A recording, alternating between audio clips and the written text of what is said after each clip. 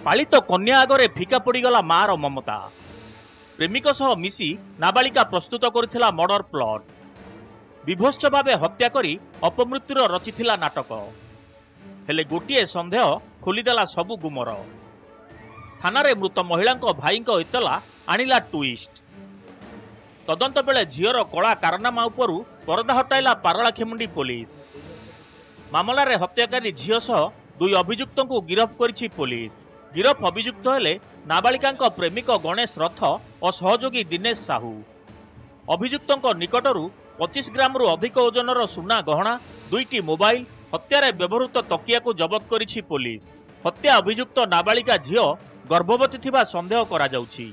डाक्तरी परीक्षा परे नाबालिका प्रति आईन अनुजाई कार्यानुष्ठान ग्रहण करा जिवो।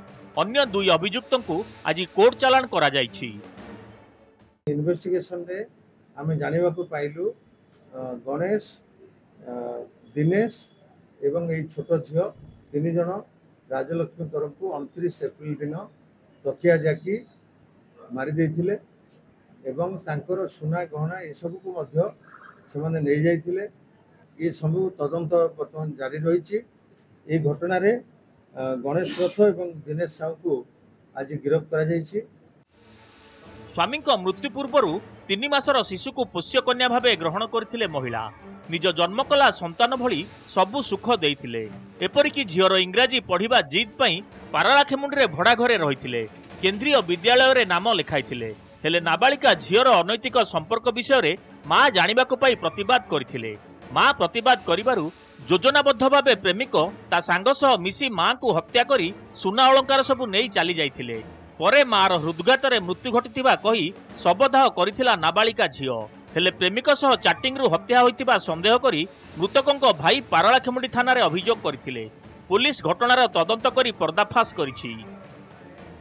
स्वामी थिबा समय रु से गोटे छोट झियो को मात्र 3 दिन रो झियोटी को से निजे पाली थिले एवं ताकू लालन पालन करूथिले।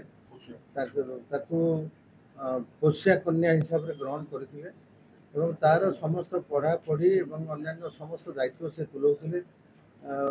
जेमती जने माँ जने झियोर दायित्व निये से बेला नैथिले।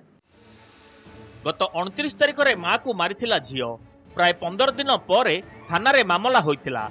गतकाली पुलिस हत्याकारी झियो को नहीं सीन रिक्रिएशन करिथिला। गजपति सरोज बीरा रिपोर्ट, नंदीघोष टीवी।